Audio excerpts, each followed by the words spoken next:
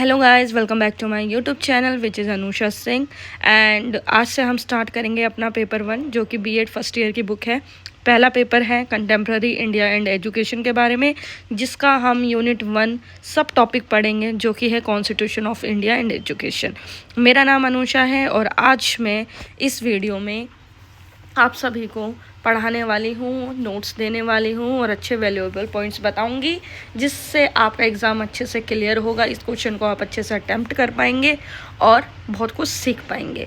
तो सबसे पहली चीज़ मैं बता दूँ, आज से जब 2 साल पहले मैंने बीएड की थी तो मेरे पेपर में ये क्वेश्चन आया था कि कॉन्स्टिट्यूशन ऑफ इंडिया में एजुकेशन के लिए क्या क्या प्रोविजंस मैंशन्ड है, प्लीज़ डिटेल में डिस्क्राइब कीजिए। तो आप सभी को ये टॉपिक यहाँ से पढ़ना है क्योंकि बहुत ही ज़्यादा इम्पॉर्टेंट है।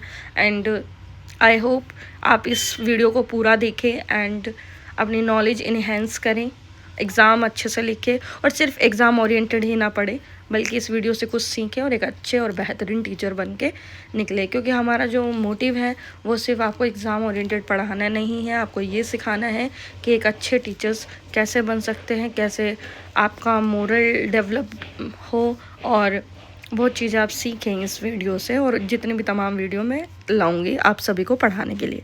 ठीक है, सो लेट्स स्टार्ट।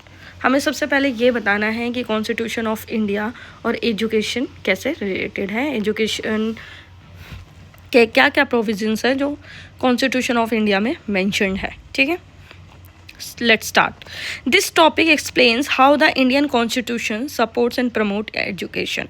हमें सबसे पहले समझना है, ये जो टॉपिक है ये बताता है कि जो इंडियन एजुकेशन है वो सपोर्ट करती है और प्रमोट करती है एजुकेशन को।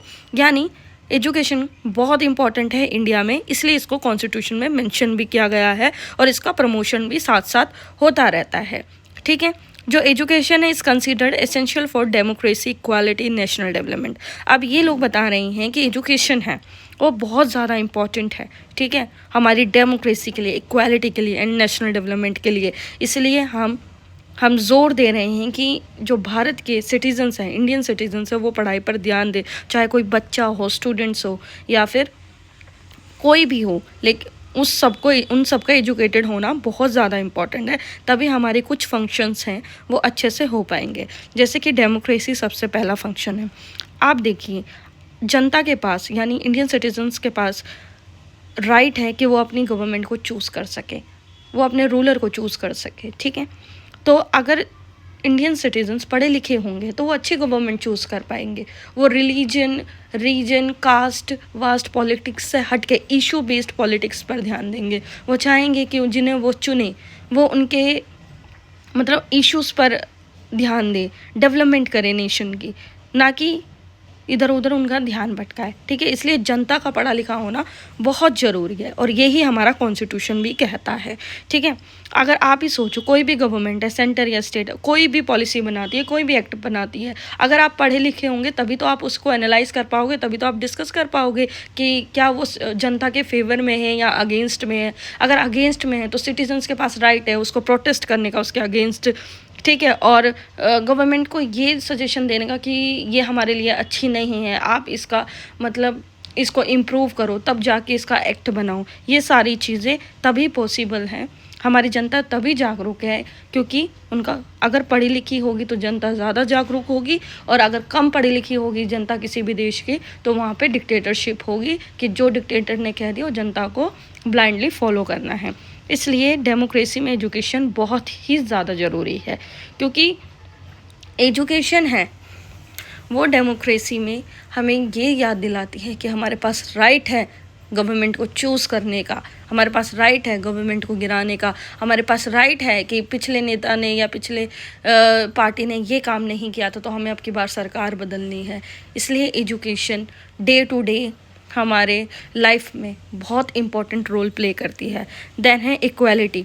जब इक्वालिटी की बात एजुकेशन करती है तो एजुकेशन हमें ये बताती है कि एजुकेशन के थ्रू इक्वालिटी कैसे आती है। वो ऐसे आती है कि जब इंसान पढ़ा लिखा हो जाएगा, जब स्टूडेंट्स पढ़े लिखे हो जाएंगे, किसी भी देश के नागरिक पढ़े लिखे हो जाएंगे तो उस देश में इक्वालिटी आएगी, क्योंकि जितने भी हम डिस्क्रिमिनेशन करते हैं, जैसे जैसे हमारी सोच विकसित हो जाएगी हम वो डिस्क्रिमिनेशन करना छोड़ देंगे। हमें पढ़ाई करने के बाद या नॉलेज गेन करने के बाद हमें ये रियलाइज़ हो जाएगा कि हमारा क्या एक्शन सही है दूसरों के प्रति और क्या एक्शन गलत है। ठीक है, जितनी ज़्यादा नॉलेज इन्हेंस करोगे उतने अच्छे सिटीज़न आप बनोगे, उतनी अच्छी आपकी पर्सनैलिटी डेवलप्ड होगी। फिर जितने ज़्यादा लोग पढ़ेंगे वो नेशन सबसे ज़्यादा डेवलप्ड रहेगा, वहीं पे सबसे ज़्यादा सोशल जस्टिस रहेगा।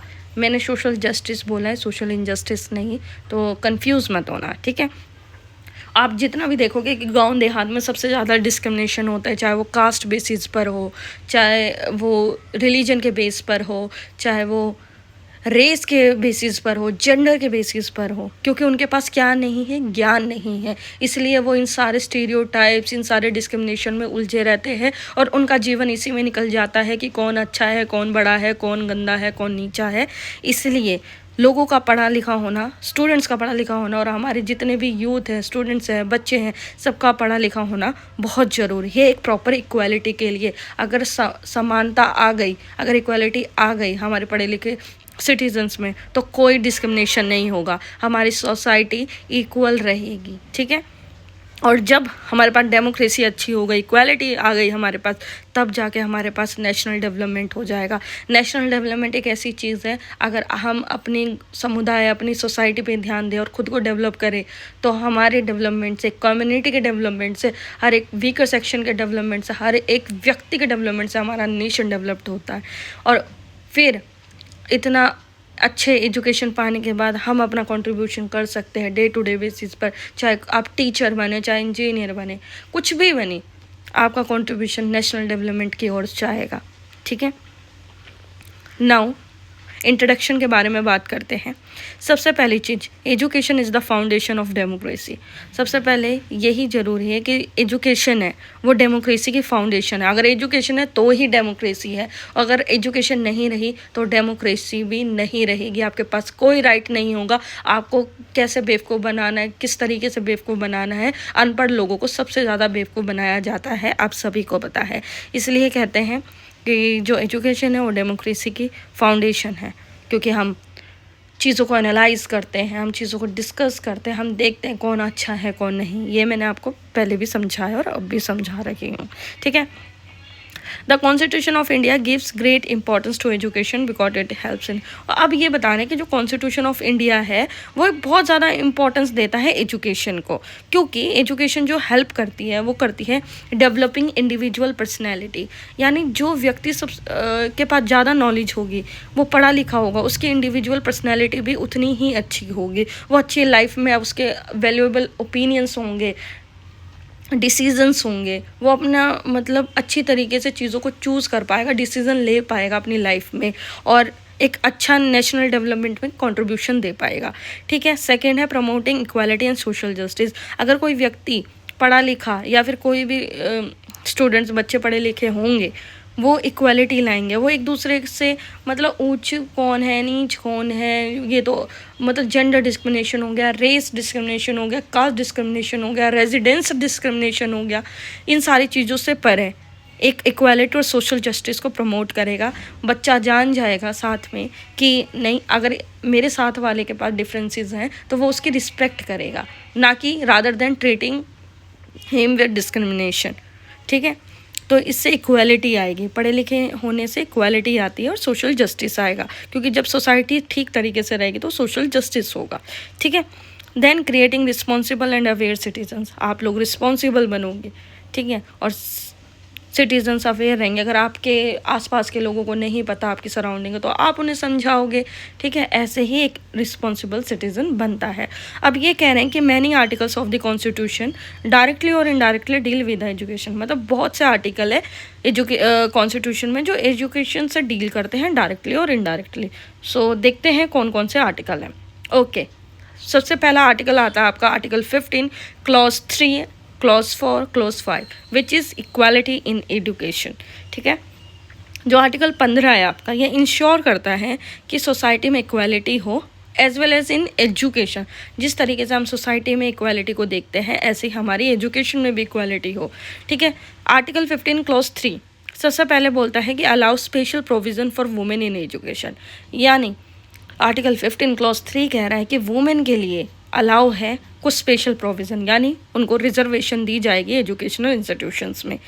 ठीक है, ये कह रहा है आर्टिकल 15 क्लॉज 3 कि जो वुमेन है, महिलाओं को पढ़ने का अधिकार है, और इस प्रकार अधिकार है कि हम लोग यानी भारतीय संविधान इनको हक देता है, इनको रिजर्वेशन देता है कि आप आइए पढ़िए, हम आपकी सीट्स को रिजर्व रखेंगे, क्योंकि आपका भी मतलब राइट है पढ़ने का। पहले क्या होता था, सिर्फ आदमी पढ़ते थे, औरतों के पास इतना राइट्स नहीं था, उनको आगे नहीं बढ़ाया जाता था, और महिलाएं हमेशा पीछे रह जाती थी। और डॉक्टर अंबेडकर ने भी कहा है कि किसी समाज की प्रगति की मतलब हम अंदाज़ा उस चीज़ से लगा सकते हैं जितना वहाँ की महिलाएं पढ़ी लिखी होंगी। इसलिए महिलाओं, हमारी जो वुमेन है वो 50% ऑफ दी टोटल पॉपुलेशन है, और 50% बहुत ज़्यादा होता है। अगर हम महिलाओं को नहीं पढ़ाएंगे तो हमारा देश डूब जाएगा। ठीक है, जिस तरीके से पहले आदमियों को पढ़ाने का राइट होता था, अब वुमेन का पढ़ने का भी राइट है, लेकिन कई जगह गांव देहात में अभी भी औरतों को पढ़ाया लिखाया नहीं जाता। उनके जेंडर रोल डिस्क्राइब कर दिए जाते कि इसको तो बस आगे जाके खाना ही बनाना है, क्या करेगी पढ़ के। ठीक है, तो ऐसा नहीं है, अब इस सोच को पीछे ही छोड़ दो, क्योंकि अब आप पढ़े लिखे बच्चे हो, इसलिए हमारा कॉन्स्टिट्यूशन भी ये कह रहा है कि नहीं, अब वुमेन को हम स्पेशल प्रोविजंस देंगे आर्टिकल 15 क्लॉज 3 के तहत। इसलिए वुमेन की रिजर्वेशन रखी जाएगी और वुमेन को और ज़्यादा मतलब एम्पावर किया जाएगा अधिक से अधिक पढ़ने के लिए। ठीक है, आर्टिकल 15 क्लॉज 4 है जो कि बताता है कि special provisions for SC ST and OBC students. जैसे कि महिलाओं की हिस्ट्री रही है कि उनको पढ़ने नहीं दिया जाता था, वैसे ही आर्टिकल 15 क्लॉज 4 में जो मेंशन है वो है कि जो शेड्यूल्ड कास्ट, शेड्यूल्ड ट्राइब और OBC स्टूडेंट्स थे, इनको भी नहीं पढ़ने दिया जाता था। चलो मैं आपको इनकी हिस्ट्री बताती हूँ, फिर बताती हूँ कि इनको रिजर्वेशन क्यों मिला।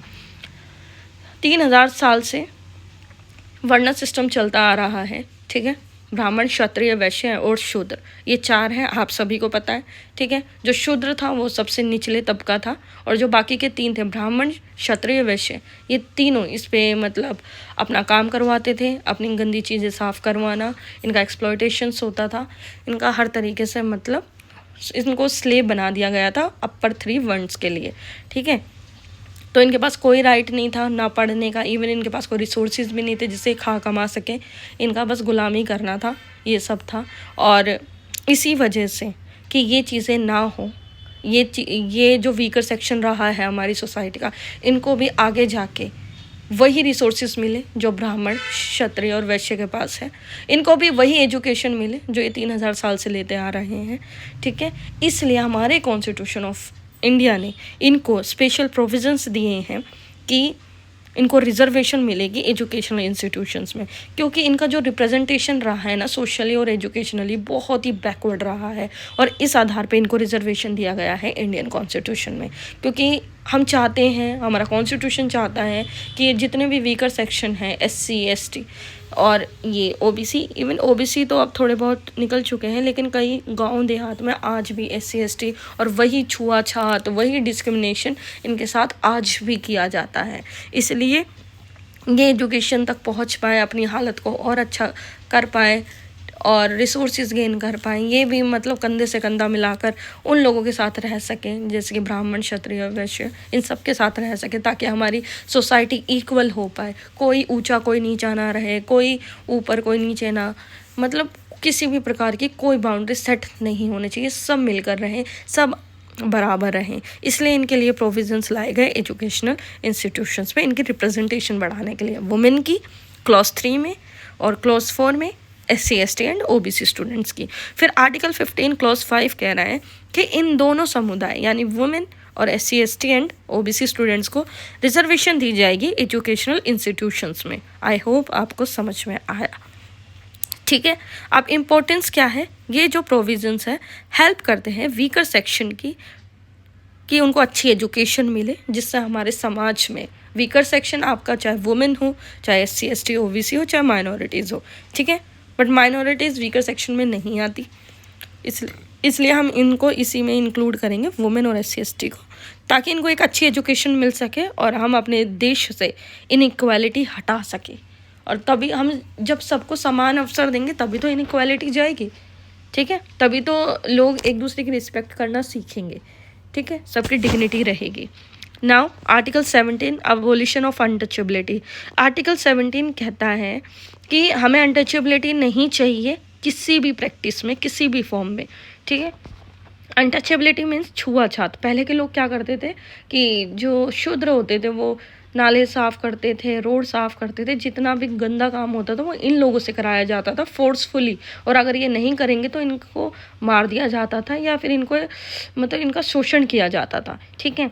अब ये कह रहा, हमारा कॉन्स्टिट्यूशन आर्टिकल 17 में कह रहा है कि इन लोगों के साथ कोई भी अनटचेबिलिटी नहीं हो सकती किसी भी फॉर्म में, किसी भी प्रैक्टिस में, ठीक है।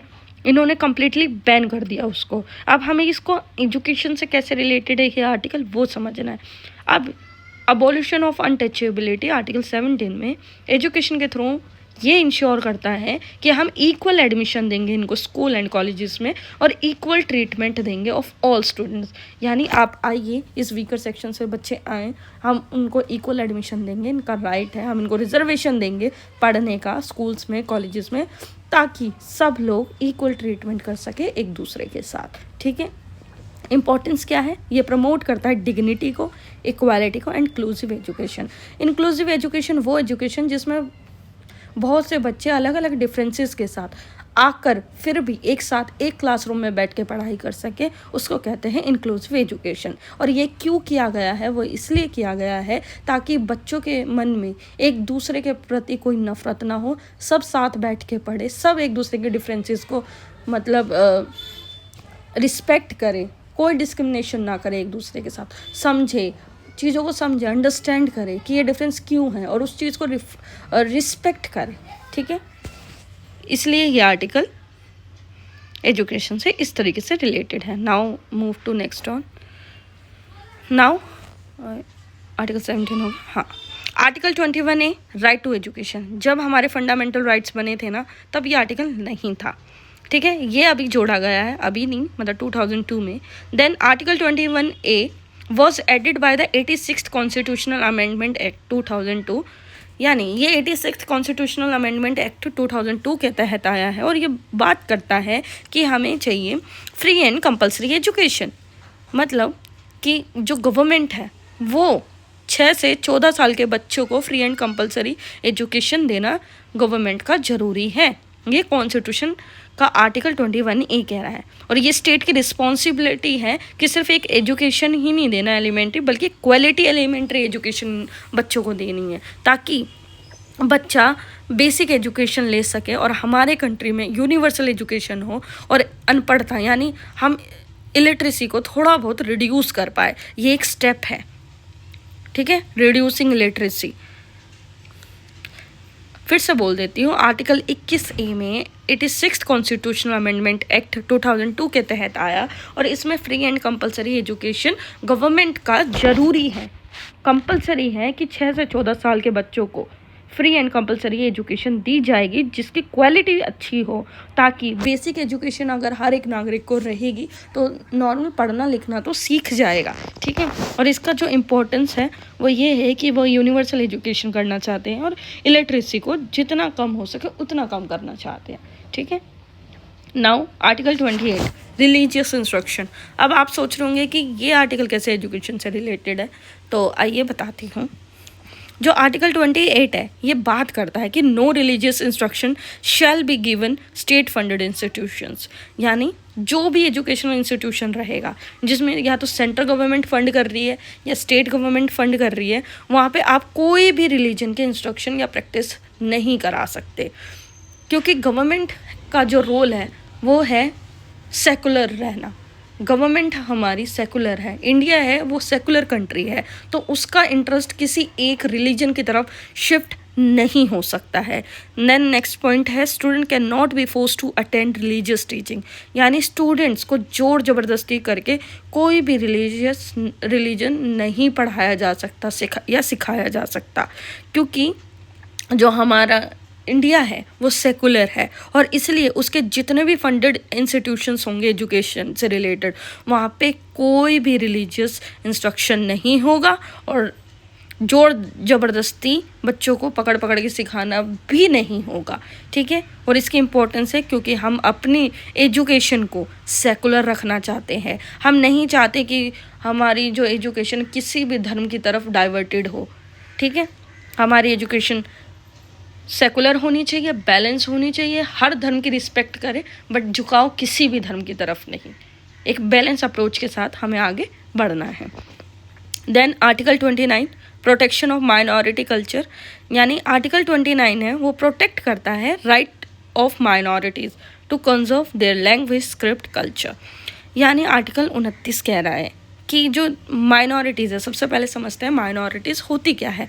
माइनॉरिटीज़ होती हैं जैसे कि आपकी मुस्लिम हो गई कम्युनिटी, और बुद्धिस्ट कम्युनिटी हो गई, जैन कम्युनिटी हो गई, क्रिश्चियन कम्युनिटी हो गई, ये सारे इंडिया में माइनॉरिटीज़ कही जाती हैं, ठीक है। अब एजुकेशन कहती हैं कि आर्टिकल 29 कहता है कि इनकी लैंग्वेज, इनकी स्क्रिप्ट और इनका कल्चर ना कंजर्व करके रखा जाना चाहिए। क्यों? क्योंकि इससे हमारी कल्चरल आइडेंटिटी बढ़ेगी थ्रू एजुकेशन, ठीक है। इम्पोर्टेंस है helps preserve cultural identity through education, यानी हमें एजुकेशन के थ्रू इनकी लैंग्वेज, इनकी स्क्रिप्ट, इनके कल्चर को प्रिजर्व करके रखना है, कंजर्व करके रखना है, ताकि हमारी कल्चरल आइडेंटिटी बनी रहे। Now article 30 minority educational rights, यानी मैंने बताया माइनॉरिटी यानी Jain community, Buddhist community, Muslim community, ये सारी कम्युनिटी, क्रिश्चियन कम्युनिटी, ये सारी माइनॉरिटीज़ में आती है।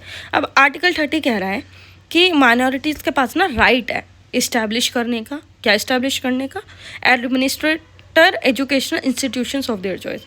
यानी आर्टिकल 30 के पास आर्टिकल 30 हमें कह रहा है कि माइनॉरिटीज़ के पास पूरा राइट है, वो इस्टेब्लिश कर सकते हैं, एडमिनिस्ट्रेशन कर सकते हैं अपने एजुकेशनल इंस्टीट्यूशंस को, जो उनकी अपनी मर्जी से।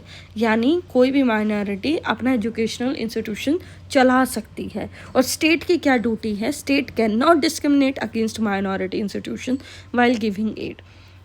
स्टेट की ड्यूटी है कि वो उन एजुकेशनल इंस्टीट्यूशंस में बिल्कुल भी डिस्क्रिमिनेशन नहीं कर सकता माइनॉरिटी के अगेंस्ट, ठीक है, नहीं कर सकता उनको हेल्प करते वक्त, ठीक। अब आपको समझना है आर्टिकल 28 हमारा कह रहा है कि कोई भी सेंटर या स्टेट फंडेड एजुकेशनल इंस्टीट्यूशन में रिलीजियस इंस्ट्रक्शन नहीं दिए जा सकते, और किसी भी बच्चे को जोर ज़बरदस्ती करा के रिलीजियस टीचिंग नहीं करा सकते, क्योंकि हमें तो अपनी एजुकेशन का सेकुलर नेचर रखना है, ठीक है। उसके बाद आर्टिकल 30 कहता है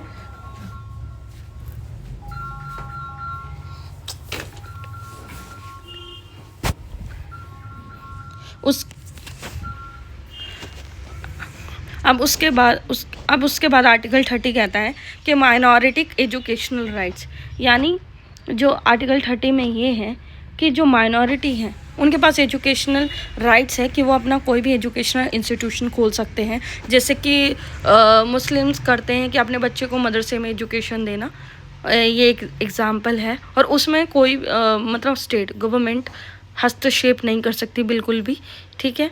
और हमारा जो इम्पोर्टेंस है वो इसलिए है क्योंकि हम चाहते हैं कि एजुकेशनल फ्रीडम किसी भी माइनॉरिटी की बनी रहे, ताकि जिससे हमारे देश में कल्चरल डाइवर्सिटी होती रहे, बनी रहे, ठीक है। अब है आर्टिकल 41 राइट टू एजुकेशन। अब DPSP यानी डायरेक्टिव प्रिंसिपल स्टेट पॉलिसी।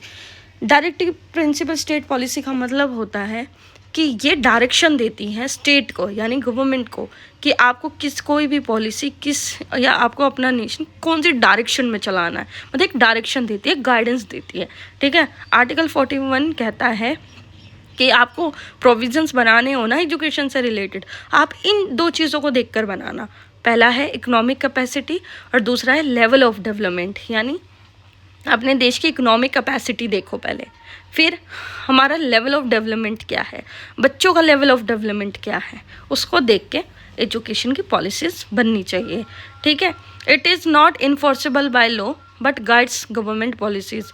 जो पॉलिसीज़ हैं वो क्या कहते हैं इन्फोर्सेबल बाय लॉ नहीं है, बट ये सिर्फ एक गाइडेंस है गवर्नमेंट को कि कैसे पॉलिसीज़ डिज़ाइन करनी है, कैसे बनानी है। अब इसकी इम्पोर्टेंस है कि recognise education as a responsibility of state, यानी हमारी जो इसकी इम्पोर्टेंस है वो ये है कि जो एजुकेशन है वो स्टेट की रिस्पॉन्सिबिलिटी है, और स्टेट की रिस्पॉन्सिबिलिटी पे पॉलिसीज़ कैसे डिज़ाइन होनी है वो इन दो चीज़ों पर डिपेंड करती है। उसके बाद है आर्टिकल 45। आर्टिकल 45 कह रहा है कि early childhood care and education. Article 45 focus कर रहा है अर्ली चाइल्डहुड केयर पे, प्री स्कूल एजुकेशन पर और चिल्ड्रन बिलो 6 ईयर्स पर। सबसे पहली चीज़ ये पढ़ाने से पहले मैं आपको बता दूं कि जो भी बच्चे होते हैं ना 6 साल से पहले, उनकी केयर करना बहुत ज़रूरी है, उनको बेसिक एजुकेशन देना बहुत ज़रूरी है, ताकि जब वो मेन स्कूल में पहुँचे तो उससे पहले उनको थोड़ी बहुत अंडरस्टैंडिंग उनकी डेवलप हो। और ये बहुत क्रूशियल टाइम है जहाँ पर इनकी फ़िज़िकल, मेंटल और इमोशनल डेवलपमेंट होती है। यानी मैं एग्जांपल के तौर पे समझाती हूँ, 2 बच्चों को ले लो, जिनमें से एक बच्चा है जिसको प्रॉपर न्यूट्रिशन दिया जा रहा है, उसकी इमोशनल चीज़ों को वैल्यू दी जा रही है, उनका मेंटल, फिज़िकल, उनकी चीज़ों पर ध्यान दिया जा रहा है। तो इससे क्या होगा, कल को वो बच्चा मेन स्कूल में आएगा, मेन एजुकेशन लेगा, तो उसका कॉन्फिडेंस हाई रहेगा, उसको एंजाइटी नहीं होगी, वो इंटरेक्शन अच्छा करेगा। लेकिन दूसरा बच्चा जिसको शुरू से दबाया गया हो, उसको मतलब उस पर इतना ध्यान नहीं दिया गया, तो उसका फिजिकल, मेंटल, इमोशनल डेवलपमेंट तो होगा ही नहीं। और जिससे जब वो स्कूल में आएगा ना तो उसका लो कॉन्फिडेंस रहेगा, उसको एंजाइटी होगी, और उसको ना मतलब बड़ा शाय किस्म का रहेगा, अपने आप को एक्सप्रेस नहीं करेगा, उसकी अंडरस्टैंडिंग एबिलिटी भी इतनी नहीं होगी जितनी दूसरे वाले बच्चे की होगी जिसके ऊपर प्रॉपर ध्यान दिया गया है। इसलिए जो आर्टिकल 45 कहता है कि जो हमारे बच्चे होते हैं ना, जिन एजुकेशन लेने, मेन एजुकेशन लेने से पहले इनकी बहुत ज़्यादा केयर होनी चाहिए फिजिकली, मेंटली और इमोशनली डेवलपमेंट के लिए। और इनको ना प्री स्कूल एजुकेशन दी जानी चाहिए, जैसे प्ले स्कूल हो गया, जहाँ पे बच्चे ABCD 1 2 ये चीज़ें सीखते हैं, जिससे इनकी ना लर्निंग एबिलिटी फॉर्म होती है। और अगर इनकी लर्निंग एबिलिटी अच्छी फॉर्म हो गई इस टाइम पे, तो इनकी फ्यूचर लर्निंग बहुत अच्छी रहेगी। और अगर वही चीज़ अच्छी नहीं हुई, इनको प्रॉपर न्यूट्रिशन नहीं मिला, इन्होंने एजुकेशन नहीं ली उस तरीके से, या इनका क्या कहते हैं कोई भी इनका रीज़न रहा हो, तो उनकी फ्यूचर लर्निंग डिपेंड होगी, उस बच्चे की कम होगी एज़ कम्पेयर टू अदर। और चिल्ड्रन बिलो 6 ईयर्स, यानी इन्होंने बोला कि 6 साल से पहले बच्चे की केयर करना बहुत ज़रूरी है, क्योंकि उसकी 6 साल से पहले की केयर उसका फ्यूचर डिसाइड करेगा। ठीक है, उसकी फ्यूचर लर्निंग डिसाइड करेगी। इंपॉर्टेंस क्या है, builds a strong foundation for future learning. जिस तरीके का रहन सहन, जिस तरीके की केयर, वो उसके फ्यूचर लर्निंग को प्रभावित करता है। Now article 46 education of weaker sections. अब आर्टिकल 46 में यही कह रहा है कि हमें ना एजुकेशन को प्रमोट करना है। किनकी एजुकेशन को प्रमोट करना है, शेड्यूल्ड कास्ट की, शेड्यूल्ड ट्राइब की और अदर वीकर सेक्शंस की। ठीक है, क्योंकि ये लोग पढ़े तो थे नहीं, इनके पास राइट था नहीं कुछ भी करने का। ठीक है, खाने तक का, पानी पीने तक का राइट नहीं था, बाकी चीज़ तो बाद में करते। तो इन्होंने इनकी एजुकेशन को बढ़ावा दिया है आर्टिकल 46 में, क्योंकि ये लोग शुरू से ही मतलब lack of resources, lack of education के साथ रहे हैं। ठीक है, और अब जब हमें नेशन डेवलप्ड चाहिए, अपना हमें मतलब राष्ट्र निर्माण करना है, तो हम सभी लोगों का एक साथ आना ज़रूरी है, चाहे वो महिलाएं हों, चाहे वो वीकर सेक्शंस हो, चाहे माइनॉरिटी हो, क्योंकि इस देश का पार्ट सब लोग हैं। ठीक है, इसलिए जो शेड्यूल्ड कास्ट है और शेड्यूल्ड ट्राइब और अदर वीकर सेक्शन, इनकी एजुकेशन को प्रमोट किया गया है, ताकि इनके साथ अब कोई एक्सप्लॉयटेशन ना हो और सोशल इनजस्टिस ना हो। हर एक समुदाय का बच्चा, हर एक कम्युनिटी का बच्चा अगर पढ़ेगा तो वो अच्छे फ्यूचर की तरफ जाएगा, ना कि इन सब गंदी सोच की तरफ कि इसके साथ ऐसा करना है, छुआछात करना है, ये करना है, वो करना है। ठीक है, और अगर हम इनके एजुकेशन को प्रमोट करेंगे तो सोसाइटी में इक्वालिटी आएगी, सोशल जस्टिस आएगा और इनके एक्सप्लॉयटेशन से बचेंगे। ठीक है, इनको आगे बढ़ाने का काम करना है। It also protects them from social injustice and exploitation. ठीक है, क्योंकि सबकी सोच अगर विकसित होगी तो डिस्क्रिमिनेशन क्या होता है, ये चीज़ सोसाइटी में एग्जिस्ट ही नहीं करेगी। इंपॉर्टेंस क्या है, support social justice and equality in education. Social justice को प्रमोट करता है और इक्वालिटी इन एजुकेशन चाहता है, आर्टिकल 46 हमारा। उसके बाद है आर्टिकल 350A इंस्ट्रक्शन इन mother tongue, very very important, जो आगे तक आप सीटेट दोगे कभी भी आगे तक काम आएगा। ठीक है, आर्टिकल 350A कह रहा है कि जितने भी बच्चे प्राइमरी एजुकेशन में एडमिशन लेंगे उनको जो एजुकेशन प्रोवाइड करानी है प्राइमरी, वो उनकी मदर टंग में करानी है। अगर कोई बच्चा हिंदी बोलता है तो हिंदी में टीचर का काम है उसको इंस्ट्रक्शन दे, उनको एजुकेशन दे। अगर बच्चा इंग्लिश बोल रहा है तो टीचर का काम है इंग्लिश में बोलना, इंग्लिश में इंस्ट्रक्शंस थे, इंग्लिश में पढ़ाएं। अगर बच्चे की मदर टंग कोई भी रीजनल लैंग्वेज है तो टीचर का काम है उसकी रीजनल लैंग्वेज को पढ़ाना, ठीक है। ये नहीं कि बच्चा आया और आपने इंग्लिश बोलना शुरू कर दिया या आपने कोई और लैंग्वेज बोलना शुरू कर दिया। जो नया नया बच्चा, छोटा बच्चा, उसको पहले ही कुछ समझ नहीं आता, आप ऐसे बोल के और कुछ समझ नहीं पाओगे, जिससे उसकी लर्निंग एबिलिटी कभी वो विकसित ही नहीं करेगी और मतलब उसको कभी कुछ आएगा ही नहीं। इसलिए स्टार्टिंग के ईयर्स में उनकी मदर टंग पे फोकस होना चाहिए। बाद में जो बच्चा बड़ा होने लगे तब जाके आप दूसरी लैंग्वेज इंट्रोड्यूस करो। बाकी की प्राइमरी जो शिक्षा रहेगी उसकी मदर टंग में ही रहेगी, क्योंकि ये इम्प्रूव करता है अंडरस्टैंडिंग और उनकी लर्निंग एबिलिटी जो बच्चों में होती है। अगर आप किसी को मदर टंग में किसी बच्चे को पढ़ाओगे तो ज़्यादा बेहतर सीखेगा। लेकिन अगर आप किसी छोटे बच्चे को दूसरे लैंग्वेज में पढ़ाओगे, उसको अपना काम तो समझ में आएगा नहीं, उसको करना क्या है, बाकी वो आपकी भाषा ही समझता रह जाएगा, ठीक है, जो कि हमें नहीं करना है। इसलिए आर्टिकल 350 ये कह रहा है कि इंस्ट्रक्शन इन मदर टंग, यानी मदर टंग में इंस्ट्रक्शन दीजिए प्राइमरी एजुकेशन में। उसके बाद ये सारे आर्टिकल्स थे मैंने जो पढ़ा है, इनके आप नोट्स बना लेना। बाकी नोट्स ना मिले तो मैं फिर कह रही हूँ, आप मेरे को टेलीग्राम पर मेरा चैनल है उसको ज्वाइन करके मैं इनका मतलब PDF दे दूँगी, आप इसमें से पढ़ लेना, ठीक है। और ये बहुत इंपॉर्टेंट क्वेश्चन है, ये पेपर में आएगा। बाकी और भी टॉपिक्स मैं आप सभी को पढ़ाना शुरू करूँगी। अब समझते हैं role of teachers in constitutional values. Teacher का रोल क्या है कॉन्स्टिट्यूशनल वैल्यूज़ में, और अब समझते हैं। देखो, इतने सारे आर्टिकल्स हमारे कॉन्स्टिट्यूशन में मेंशन्ड है एजुकेशन को लेके, लेकिन उन्होंने आर्टिकल्स बना दिए, उन्होंने बता दिया हमें ये करना है, पर करेगा कौन? करेंगी हमारी टीचर्स इम्प्लीमेंट, ठीक है, अपनी क्लासेस में, अपनी सराउंडिंग्स में, जहाँ भी जाएंगे, ठीक है। जो टीचर्स है ना, टीचर जो प्रोफेशन है, आप सभी को टीचर बनना है, बहुत ही इम्पॉर्टेंट, मैं कहती हूँ बहुत इम्पॉर्टेंट प्रोफेशन है। इसमें हम बच्चों को डिज़ाइन कर रहे हैं, उनके माइंड को डिज़ाइन कर रहे हैं एक अच्छा यूथ बनने के लिए। इसलिए जब टीचर किसी भी बच्चे को डिज़ाइन करती है ना, पढ़ाती है, तो उस टीचर का भी अच्छा होना बहुत ज़रूरी है, ताकि वो और अच्छे बच्चे मतलब बच्चों को इनहेंस उनकी ग्रो कर सके, अच्छे बच्चे सोसाइटी में कंट्रीब्यूशन दे पाए जिसके कारण, ठीक है। तो जितना आपने पढ़ाना, आपको सिर्फ पढ़ना ही नहीं है, आपको रियलाइज़ होना चाहिए कि आपको भी ऐसे ही करना है। अगर कोई भी टीचर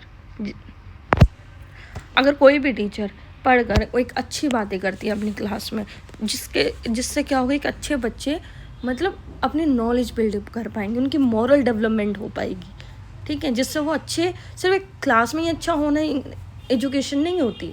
आप क्लास के बाहर कैसे हो, अपने माँ बाप के साथ कैसे हो, अपने दोस्तों के साथ कैसे हो, कैसी बातें करते हो, वो एजुकेशन आपकी होनी चाहिए, वो होती है आपकी नॉलेज और एजुकेशन। तो teachers play a key role in implementing constitutional ideas पर। अब टीचर्स हैं वो की रोल प्ले करती है, बहुत इंपॉर्टेंट रोल प्ले करती है इम्प्लीमेंटिंग कॉन्स्टिट्यूशनल आइडियाज़ या कॉन्स्टिट्यूशनल वैल्यूज़ को, ठीक है। पहला है प्रमोटिंग इक्वालिटी एंड सेकुलरिज्म, यानी टीचर का एक तो पहली चीज़ सेकुलर होना बहुत ज़रूरी है, टीचर की सेकुलर अप्रोच होना ज़रूरी है। अगर कोई भी टीचर किसी भी रिलीजन या किसी भी चीज़ की तरफ डाइवर्टेड रहेगी ना, तो क्या होगा, उस तरीके से डेवलप नहीं कर पाता चाइल्ड, ठीक है। टीचर की बैलेंस अप्रोच होना बहुत ज़रूरी है। एग्जाम्पल अगर हम देखें, कोई भी टीचर अगर वो हिंदू है या वो मुस्लिम है, ठीक है, और उनकी क्लास में जितने भी मुस्लिम या हिंदू बच्चे हैं उनको फेवर कर रही है रादर देन दूसरे बच्चों को। अगर एक हिंदू टीचर है, वो मुस्लिम बच्चे को इतना वो नहीं कर रही क्योंकि उसको वो धर्म पसंद नहीं है, तो बच्चे को एक हेटरेड फीलिंग आएगी कि मैं इस धर्म का नहीं हूँ, मैं इस रिलीजन का नहीं हूँ, इसलिए मेरे साथ ऐसा हो रहा है, मैडम मुझे प्यार नहीं करती, मैडम मुझे इग्नोर करती है। ऐसे ही सेम अगर मुस्लिम टीचर है किसी हिंदू बच्चे के साथ ऐसे करे, या कोई और भी आप रिलीजन मान लो, तो वो उस तरीके से ग्रोथ नहीं हो पाती चाइल्ड की, ठीक है। इसलिए टीचर को कभी ये नहीं सोचना चाहिए कि उसका इंटरेस्ट किस धर्म में है, किस कास्ट में है। अगर कोई टीचर ब्राह्मण है और बच्चा आपकी क्लास में शेड्यूल्ड कास्ट बैठा है और आप उस पर ध्यान ही नहीं दे रहे, आप उसके साथ छुआछात कर रहे हो, तो आपका टीचर होना तो फिर बहुत बड़ी फेलियर है ना, कि आप उस बच्चे को मतलब उस तरीके से उस पर ध्यान नहीं दे पा रहे, सबको एक साथ रह के नहीं चल रहे, इंक्लूसिव एजुकेशन नहीं दे पा रहे हो, ठीक है। इसलिए हमारा देश भी, हमारा जो कॉन्स्टिट्यूशन है वो भी सेकुलर है, और जो सेकुलर को सेकुलर नहीं, जो कॉन्स्टिट्यूशनल वैल्यूज़ को इम्प्लीमेंट करें क्लास में, उनका भी सेकुलर होना बहुत ज़रूरी है। और अगर हम सेकुलर रहेंगे तो हम इक्वालिटी को प्रमोट करेंगे, ठीक है। आया पॉइंट समझ में। देन है डेवलपिंग डेमोक्रेटिक वैल्यूज़। टीचर को ऐसा होना चाहिए कि अपने जो एक तो चाइल्ड सेंटर्ड अप्रोच हो, दूसरा डेमोक्रेटिक वैल्यूज़ हो, बच्चों के पास अपना राइट्स हो। ये नहीं कर सकते आप कि किसी बच्चों को कुछ राइट दे दे और दूसरों के तो छीन ही लिया आपने। इससे क्या होगा, इनइक्वालिटी आएगी क्लास में। बच्चे जिनके पास राइट्स होगा वो ज़्यादा डेवलप करेंगे, और जो इनके पास राइट ही नहीं होगा वो बच्चे मतलब बिल्कुल विकसित नहीं कर पाएंगे, ठीक है। और इसमें भेदभाव की वो बनी रहेगी। दूसरी चीज़, और टीचर्स को हमेशा बच्चों को ज़्यादा सेंटर में रखना चाहिए रादर देन खुद को रखने से। और मतलब अच्छा डेमोक्रेटिक क्लास होनी ज़रूरी है कि बच्चे अच्छे से पढ़ पाए, ध्यान दे पाए, बच्चों के मन में क्या आइडियाज़ चल रहे हैं वो टीचर सुने, ठीक है। क्रिएटिव माइंड्स कैसे हैं, टैलेंटेड बच्चे कौन से हैं, ठीक है। ऐसे ऐसे चीज़ों की तरफ ध्यान जाए। फिर क्रिएटिंग रिस्पॉन्सिबल सिटीजन। अगर टीचर इक्वालिटी, सेकुलरिज्म, अच्छी एजुकेशन, डेमोक्रेटिक वैल्यूज़ बना के रखेगी अपनी क्लास में, तो वो एक रिस्पॉन्सिबल सिटीजन्स को बना रही हैं। और रिस्पॉन्सिबल सिटीजन्स वो होते हैं जो खुद ही नहीं बल्कि अपने सराउंडिंग में जो भी गलत काम कर रहा है या कुछ भी कर रहा है उन सबको एजुकेट करके उनको अवेयर करे। ये है टीचर का रोल। नाउ कंक्लूजन यही है कि the constitution of India strongly supports the educational provisions aims at. जो कॉन्स्टिट्यूशन है इंडिया का वो स्ट्रांगली सपोर्ट करता है एजुकेशन को, वो तो हमने देख लिया। और एजुकेशन का जो प्रोविज़न है वो एम करता है कि इक्वालिटी आए, को किसी भी तरीके का भेदभाव ना हो, इक्वालिटी आए हमारे नेशन में, सोशल जस्टिस आए, कोई किसी की तरह साथ कोई एक्सप्लॉयटेशन ना करे। फिर जिससे हमारा नेशनल डेवलपमेंट हो, यानी राष्ट्र निर्माण हो। इसलिए education is the key to building a strong and democratic nation. इसलिए जो हमारी पहली लाइन थी कि education is the key to build a strong and democratic nation, education ही ऐसी की है, एक माध्यम रास्ता है जिससे हमारा डेमोक्रेटिक नेशन और भी ज़्यादा स्ट्रॉन्ग और ग्रो कर सकता है। इसलिए एजुकेशन बहुत ज़्यादा ज़रूरी है हमारे कॉन्स्टिट्यूशन में, हमारी ज़िंदगी में उतनी ही टीचर्स के लिए ज़रूरी है जितनी बच्चों के लिए एजुकेशन ज़रूरी है, ठीक है, जिससे हम एक अच्छा नेशनल डेवलपमेंट कर पाए। Thank you so much guys, and I hope जब भी आप एग्ज़ाम में ये क्वेश्चन अटैम्प्ट करो तो अच्छा जाए। ऑल द वेरी बेस्ट आप सभी को। And guys do subscribe my channel, like, comment, and thank you so much. I hope आप सभी को समझ आया हो अच्छे से। जो भी आपके डाउट्स हों मुझे कमेंट्स में बता देना।